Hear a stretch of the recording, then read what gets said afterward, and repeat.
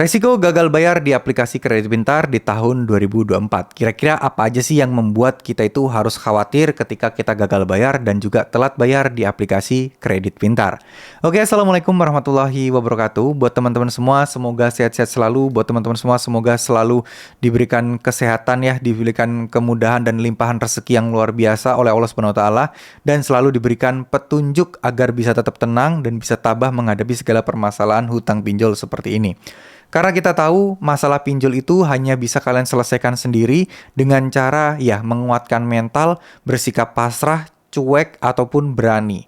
Karena untuk proses penagihannya, cenderung sepinjol manapun akan menyerang mental kita, akan menyerang kenyamanan kita, akan membuat kita itu merasa tidak nyaman dan merasa berusaha untuk mau nggak mau kita itu harus membayar utang itu dengan cara apapun. Mau punya uang atau tidak punya uang, mereka tidak peduli, yang penting kalian harus bayar. Mereka tidak peduli uangnya sumbernya dari mana, yang penting kalian bayar. Nah, dengan begini teman-teman harus paham satu hal, bahwa masalah pinjaman online itu ya cuman masalah perdata, bukan masalah pidana. Dan sejauh ini jarang banget orang-orang yang benar-benar masuk ke jalur hukum ketika mereka telat bayar atau gagal bayar di aplikasi pinjaman online. Jadi buat teman-teman semua, yuk bareng-bareng ya, bareng-bareng kita belajar bersama-sama terkait masalah resikonya, masalah surat edaran OJK, masalah peraturan dari OJK. Kita harus tahu bahwa sebenarnya memang tidak ada hal yang memberatkan. Bahkan pihak pinjolnya sendiri itu justru yang diberatkan ketika proses penagihan. Mulai ada aturan jam penagihan, mulai ada aturan tidak boleh memaki, tidak boleh bertindak kasar, dan tidak boleh juga menagih di tempat umum. Intinya semuanya itu dibatasi. Nah, sedangkan kita sebagai nasabah tentu ada sanksinya. Bukan berarti OJK lebih condong membela kita sebagai nasabah Galbay, enggak. Tapi ya memang OJK sudah mengoptimalkan gimana caranya biar masalah hutang ini tidak memberatkan di sisi nasabah yang sampai mungkin berakibat fatal. Kalau perusahaan, oke lah, pasti ada ruginya. Nah, kalau misalnya individu-individu nggak diatur, pasti akan ada berantakannya. Nah, ngomong-ngomong soal kredit pintar, kita tahu kredit pintar itu memang sudah ada di lapangannya kan? Sudah banyak pula dan hampir menyebar di seluruh kota yang ada di Indonesia. Bahkan jarang banget kota-kota yang memang tidak ada DC kredit pintar. Hampir semuanya ada. Meskipun ada yang banyak, ada yang sedikit, dan bahkan mungkin ada juga yang didatangkan dari kota-kota terdekat sekitarnya.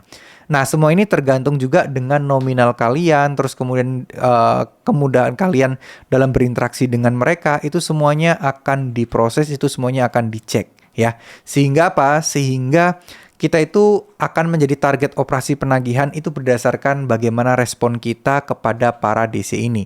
Apakah kita kooperatif dan terlihat ada potensi membayar? Ataukah kita ini memang orang-orang yang dinilai, wah orang ini gampang banget nih ditekan, dan orang ini susah banget ditagih. Nah, itu ada kriteria-kriterianya.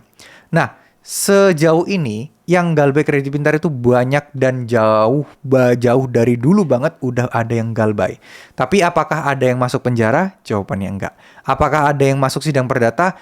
Kemungkinan besar belum ada, dan masih belum pernah ketahuan ya berita bahwa ada persidangan perdata nasabah gagal bayar pinjol. Itu belum ada, teman-teman. Nah, kalaupun ada, paling itu pun juga bisa dihitung hitungan jari aja, karena proses penagihan ke pengadilan itu sangat ribet dan sangat rumit sekali. Sehingga ini semua tentu saja akan membuat pinjol itu males-malesan untuk membawa masalah pinjol kalian tuh ke jalur hukum.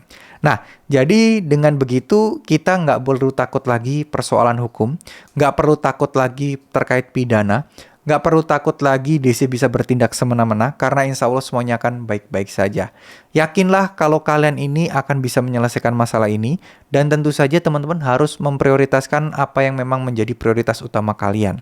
Kalau memang kalian ada bayar kontrakan, kesehatan, sekolah anak, dan lain sebagainya, prioritaskan itu dulu. Baru sisanya kalian tabung untuk membayar hutang pokoknya. Nah, nanti pelan-pelan aja ditabung. Masalah denda gimana? Ya, denda udah pasti kena. Bunga udah pasti terus jalan. Tapi ya namanya nggak ada uang, dibandingkan kalian minjam di tempat lain, ya lebih baik kalian Galbay aja. Stop bayar dulu, jangan dipaksakan jika memang tidak ada uangnya.